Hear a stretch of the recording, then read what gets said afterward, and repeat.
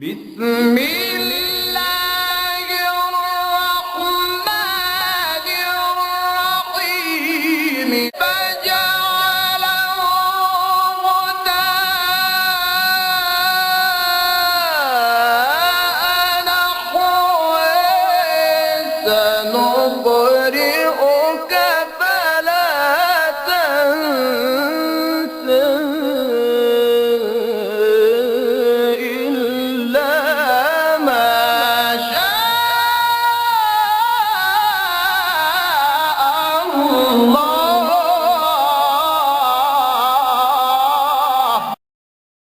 بسم الله الرحمن الرحيم الحمد لله رب العالمين والصلاة والسلام على سيدنا ونبينا محمد وعلى آله الطيبين الطاهرين واللعنة الدائمة الأبدية على أعدائهم أجمعين إلى قيام يوم الدين. Lesson 1 TAQLEED. Last week it was introduction, so this is lesson 1 TAQLEED from Minhaj al-Salihin from the words of Ayatollah al-Uzma Sayyid Ali Sistani. Ruling number 1, يجب على كل مكلف, it is obligation on every responsible person, لم يبلغ رتبة الاجتهاد, who has not reached the level of ijtihad. That means if you are mujtahid, then you have to follow yourself, because you don't need to do taqleed. You cannot, once you know, you cannot, like for example a doctor, if he knows that this is the treatment or the course of the treatment which he needs to take, he cannot follow another doctor in this. He has to follow his own remedy. If he is going to follow another doctor, that means he's crazy or something like that. As long as he has his own remedy, he needs to follow his own remedy. He needs to follow his own method of treatment. So if a mujtahid reaches the level of ijtihad, then he must follow himself. He cannot follow someone else. أن يكون في جميع عباداته,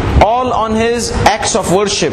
Ibadat is worship. عباداته ومعاملاته, and all his transactions or trades or worldly dealings like nikah and buying and selling, everything which is muamalat. And also وسائر أفعاله, every single action. Remember in ilm al-usul we said that every single action has a rule in the sharia. My standing here, either it could be wajib if I'm teaching wajib laws, either it could be mustahab if I'm teaching mustahab laws, either it could be haram if I'm backbiting or gossiping, or either it could be makruh if I'm wasting time, and either it could be mubah if I'm doing nothing, just standing like that. So like every single thing we do, there's a sharia rule for it, there's an Islamic law for it. So therefore in all his wasairi af'ali, all his actions, waturuki, and his avoiding, whatever you avoid, there's a religious ruling in it. Sometimes you avoid something which is wajib to avoid, like for example haram, something haram it's wajib to avoid. There are things it is wajib not to avoid, like salat, it is wajib to do and it's wajib not to avoid. So there are things it is wajib on you not to avoid, there are things it's wajib on you to avoid, there are things it's makruh to avoid, and mustahab to not to avoid. Waturuki, in all his actions, either worship, either dealings, whatever actions he does or avoid, he has to be either, if he has not reached the level of ijtihad, he has to be muqallidan, he has to do taqleed. If he has not reached the level of the ijtihad, he has to do taqleed. Muqallidan aw muhtatan, or a precautionary person who uses precaution. There are three types of precaution, and there are things you cannot do precaution in it. Like one is precaution to do, like what? If there is a conflict between wajib and mustahab, you don't know, is this action wajib on me or is this action mustahab on me? So you will do it. This is ihtiyat on the side of doing, that you have to do. A doubtful thing you have to do. There's other which you have to avoid, like you don't know. Like smoking is haram, should I avoid, or it's not haram, I can smoke. So you will do precaution here and not smoke.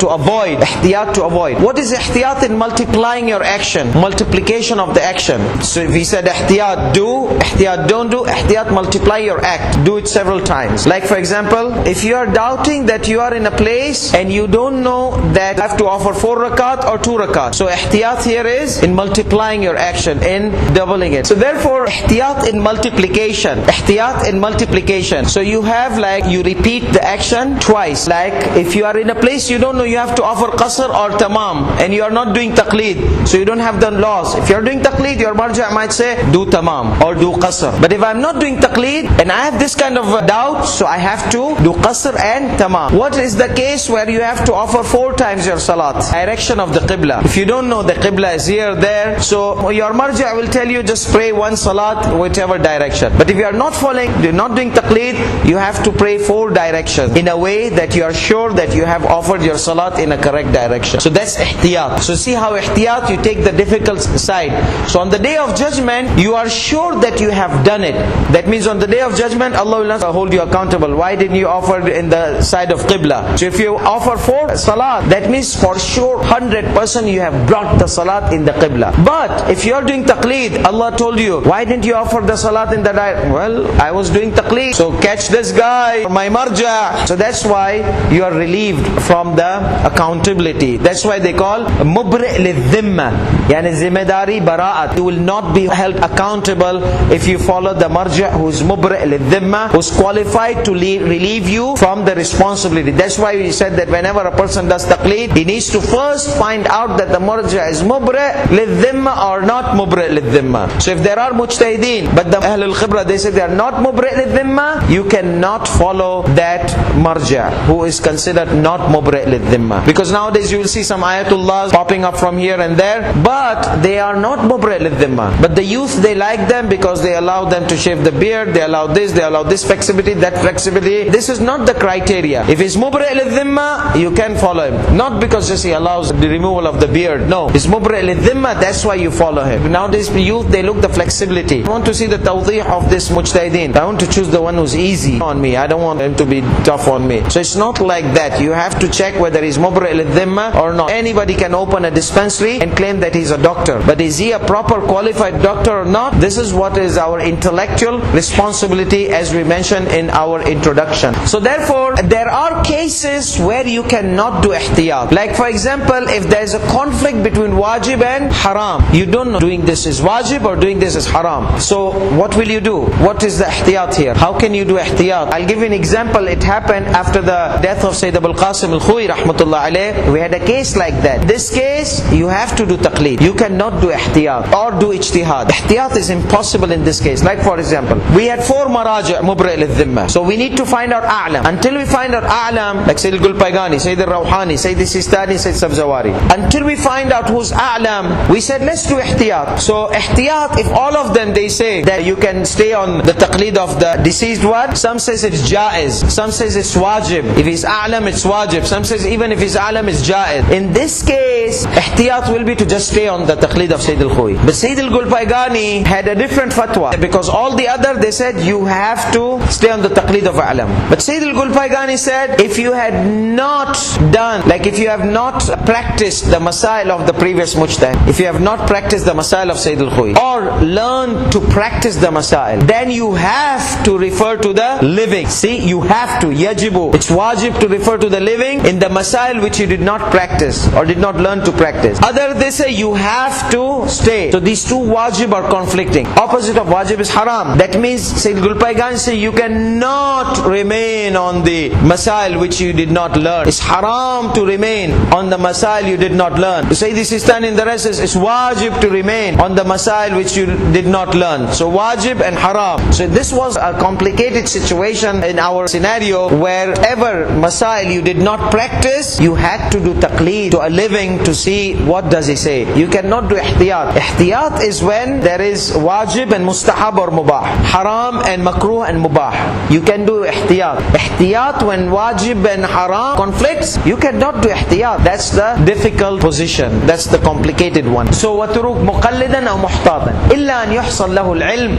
بأنه لا يلزم من فعل أو ترك مخالفة لحكم إلزامي ولو مثل حرمة التشريع. So he said there are cases you don't have to do taqleed, you don't have to be mujtahid, or you don't have to be muhtat. See, illa, istithna, exemption.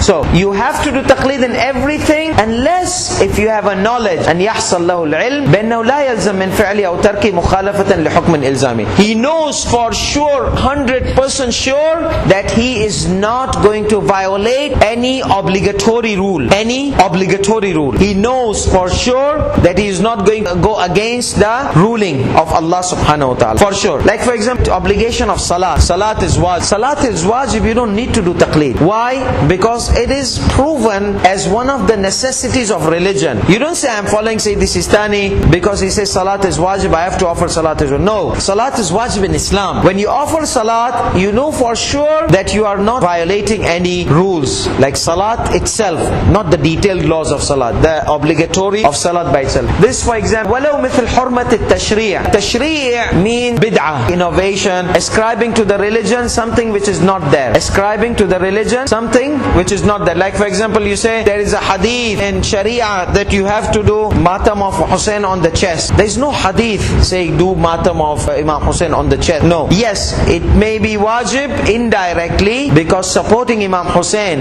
if this is the only way to support Imam Hussein, then it becomes wajib to do azadari. And this is one of the forms of azadari, then it may become wajib like that. But you cannot say in the Sharia you have to strike your chest. No. If it is wajib, then it can be indirect. Like you made nadhar, lillahi alayh, today I am going to strike my chest. Then it becomes wajib. But you cannot say, oh, striking chest is wajib. No, this will become bid'ah. This will become tashri'ah. Like for example, there are many mu'mineen, they have this mood of offering salat. I am in a mood, today I want to just keep offering salat.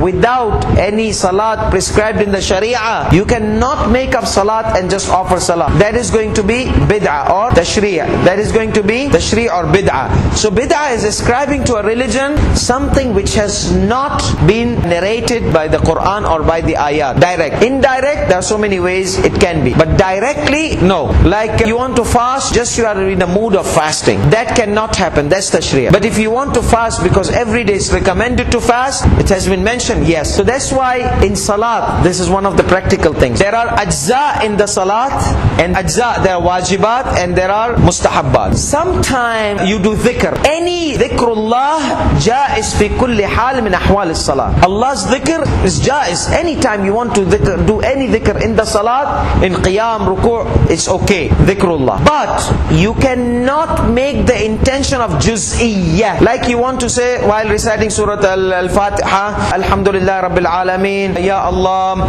Alhamdulillah ala kulli shay, Alhamdulillah Rahman. You want to say another dhikr or Astaghfirullah Rabbi wa atubu ilayh while reciting. You can say it, but you cannot consider it juz' part of salat because it's not recommended part. There is no narration telling you in between Surah Al-Fatiha is mustahab to recite istighfar. There's no recommendation there. The recommendation is in between the sajdas. So therefore, if you recite this with the intention of juz'iyyah being a part of salat, then it's bid'ah and it invalidates your salat. But if you do not recite it with the intention of juz'iyyah, it's okay because dhikrullah jaiz fi kulli hal min ahwal as-salat. You are remembering something while reciting surah. You said la hawla wa la quwwata illa billah. There's no problem because it's dhikr. Dhikrullah jaiz fi kulli hal min ahwal as-salat. But with the intention of juz'iyyah, it's recommended to mention here. That's why in the salat you will see in the rules of salat, there are times you have to mention dhikr al-mutlaq. Dhikr al-mutlaq means absolute dhikr of Allah. In salat, absolute dhikr of Allah is jaiz. Whenever you want to do whatever dhikr is jaiz. But you cannot make the intention of juz'iyyah that it is ascribed that I have to mention this in this position, in this location. So for example, if by accidentally you recite tashahhud which was not in the place of tashahhud, there is no sajdatay sahu for it. There is no sajdat. Why? Because it's dhikr of Allah subhanahu wa ta'ala. Accidentally you mention tashahhud in first rakat or third rakat. So it is okay. That's why if Imam Jama'at is reciting the tashahhud and you are in the first rakat or you are in the third rakat, it's okay to recite with the Imam. Bi'inwan al-dhikr al-mutlaq, not bi'inwan al-juz'iyyah. Another example, Surah Al-Fatiha. When you are praying Jamaat namaz, as long as you can hear the Imam, you have to listen. But when you cannot hear the Imam, even in the Salat Jahriya, loud Salat, then it is mustahab to do dhikr. But this dhikr must be bi'inwan al-dhikr al-mutlaq. Like recitation of Surah Al-Fatiha in the first rakat, the Dhuhrain, Dhuhr and Asr Salat, you can recite Surah Al-Fatiha when Imam is reciting because you cannot hear, because it's mustahab to do dhikr. So you do the dhikr, Surah Al-Fatiha. But you cannot make the intention of juz'iyyah. Juz is only for furada salat. You are doing Jamaat. In Jamaat, in first and second rakat, you sit silent. But if you cannot hear the Imam, it's mustahab to do dhikr. Subhanallah walhamdulillah wa la ilaha illallah wallahu akbar, astaghfirullah rabbi wa atubu, and any surah of the Quran. If you want to recite Fatiha, Inna Anzalna or whatever. But bi'inwan al-dhikr al-mutlaq, with the title of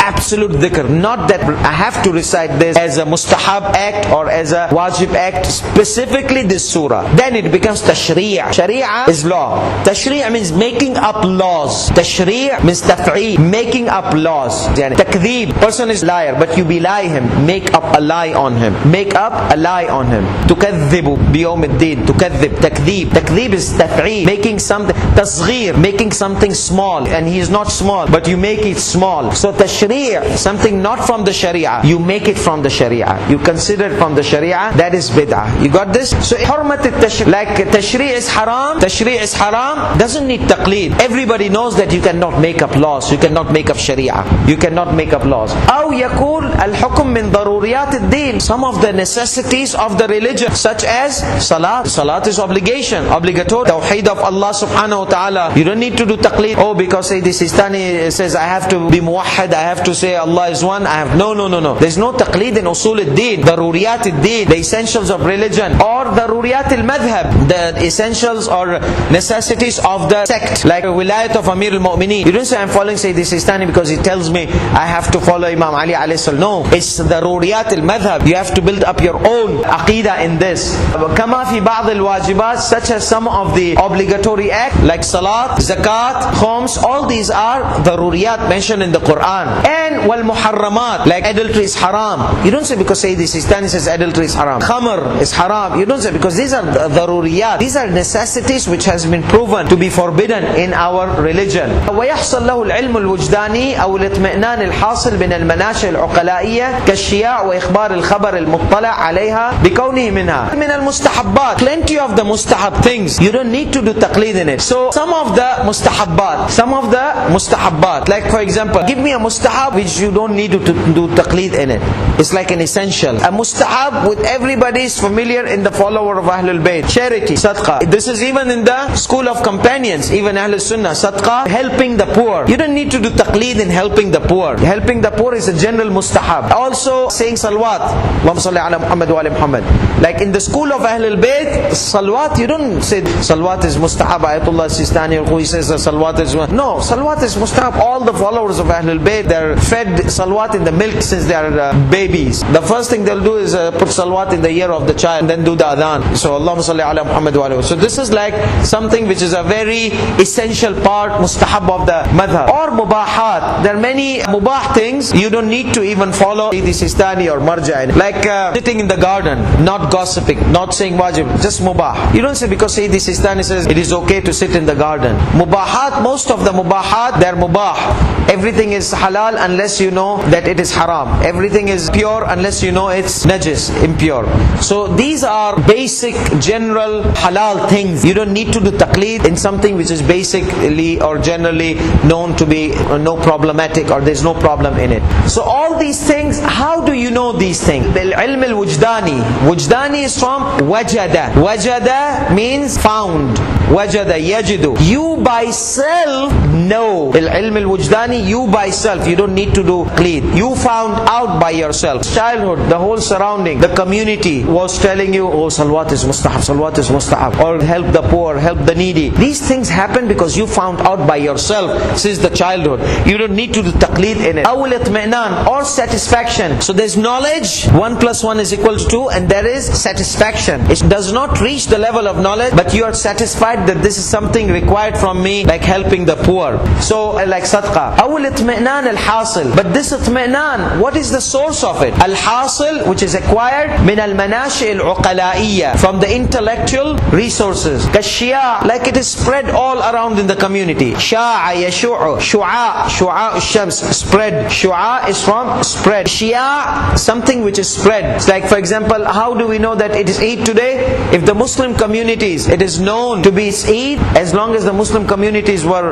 observing the rule, not like some countries where they announce based on the king says tomorrow Eid, then they will find witnesses and testimonies and tomorrow will be Eid. Even if there was no moon, they will just declare it. Not like that. If you know that these Muslims are God-fearing in the Eid issues, and it got spread that it is Eid, and it gives you satisfaction. So manashi uqala'iyya, intellectual source. So the spread of the news, al-manashi al-uqala'iyya, such as al-shiya' wa ikhbar al-khabir, the information of an expert person, al-muttala' alayha bikawni minha, the one who knows that this is a mustahab and this is a wajib or this is something. Not necessary mar taqleed, not necessary marja' taqleed. Somebody who has knowledge about reading the riwayat, reading the history and all this, he found out that something like helping the poor is something very important. So he told the people, so this person is expert in religion, though he's not marja, but he's expert. So he informs you, then it is okay. You don't need to do taqleed. You don't need to necessarily follow your marja in this, because these things are general practices. Sadaqah, saying salams, or greeting somebody, akhlaq, most of the akhlaqi things, like being kind to others. You don't need to follow marja to be kind to others. No, because it's something comes out of the nature of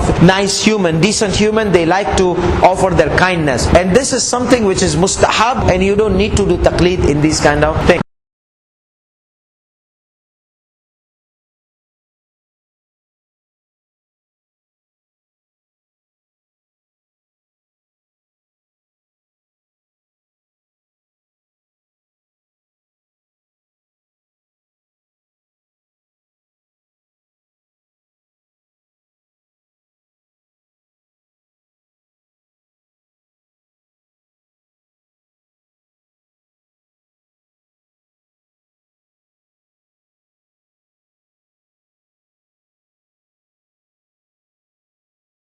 Thing number 2. Now many times people, they don't do taqleed, and you are asked, oh my goodness, Fulan was not doing taqleed, my son was not doing taqleed until now he is 20 years old and he wants to do taqleed, so what should we do? This is a very common issue. So how could we respond? Amal ghair al-mujtahid, a person who is not mujtahid, bila taqleed, without taqleed, wala ihtiyat, batil, that means invalid. Batala, invalid. Batil, mubtilatu salat, batil, invalid. But there is an exceptional case. Bimana anna لا يجوز له الاجتزاء به. That means he cannot suffice on it. That means he cannot consider done. If he paid khums and he was not doing taqleed, that means he cannot rely on that khums. If he offered salat, batil. But if that action which he did without taqleed, we found out that it was based on the laws of whom he was supposed to refer to, then only we can say it's okay. Then only we can say it's okay. But Sayyid al-Khu'i had another condition with it. He said that he had this qasd al-qurba. He had this achieving the nearness of Allah. Because ignorance are two types of ignorance. One is, he's ignorant, he did not know about the taqleed. One, he knew about the taqleed. He was told about the taqleed and he was ziddi. Nah, to hell with you guys, to hell with your taqleed, to hell with this kind of thing. Like he was stubborn guy.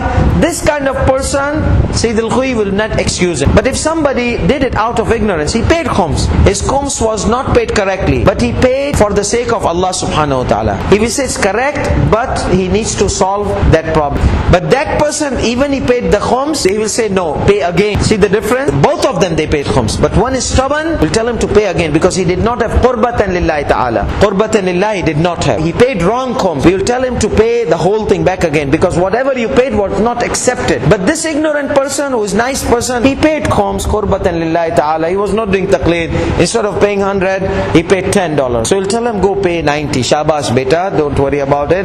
This guy, no, pay the whole 100. Because that was not accepted from you, because you did not do it qurbatan ilallah. Because khums, when you pay, it's ibadat. And we said ibadat, if you don't mention the intention of qurbatan lillahi ta'ala inside your heart, not necessarily by verbally, it is not accepted. Ibadat, salat. If you offer your salat and you did not do it for the sake of Allah subhanahu wa ta'ala, to achieve the nearness of Allah subhanahu wa ta'ala, it is not accepted. I mean, it's not valid. Acceptance is on Allah subhanahu wa ta'ala, but it's not valid. You have to redo your salat. The same thing, khums, zakat, whatsoever is considered ibadat, you have to do it purely for the sake of Allah. This guy was ziddi, to hell with you and your maraja, and all those kind of things, and paid $10, okay. Paid not like qurbatan lillah, just to silence the people who are on his head. Pay khums, pay khums, pay khums, pay khums. Jannah majaso, athaso, ethoso, also, so he just, okay, lo, joso, maro, lo, khush thai gaya tame. This kind of thing is not done qurbatan lillahi ta'ala. See, this Sistani does not require this qurbatan ilallah. But Sayyid al-Khu'i used to say that his amal was according to the marja, plus he had this intention of qurbatan lillah. See, this Sistani does not have that kind of thing. So let's see. Bimana annahu la yajuzu lahu al-ijtiza' bima lam yahsul. He cannot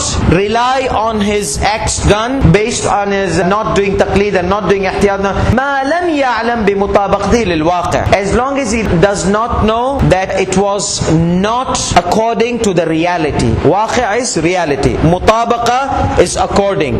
So if it was according to what is in reality, is okay, even if his taqleed was wrong or he did not do taqleed, because somebody does wrong taqleed is like not doing taqleed. إلا أن يحصل له العلم له الاجتزاء ما لم يعلم بمطابقته للواقع. So as long as he does not know it was according to the reality, he cannot rely on his actions, unless إلا أن يحصل له العلم, unless he got knowledge بموافقته لفتوى, it was according to the fatwa, it was agreeing with the fatwa or according to the fatwa, من يجب عليه تقليد فعلا, whom he is supposed to follow in reality. His responsibility, let's say for example his responsibility was to follow Sayyidi Sistani, and he did not do taqleed to Sayyidi Sistani, but all his surroundings, whenever they taught him salat, they taught him based on the taqleed of Sayyidi Sistani. So actually he did not do taqleed, but his actions were according to the taqleed of the marja he's supposed to refer to, the marja he's supposed to refer to. So later on he found out, no, I did this kind of act, it's mutabiq to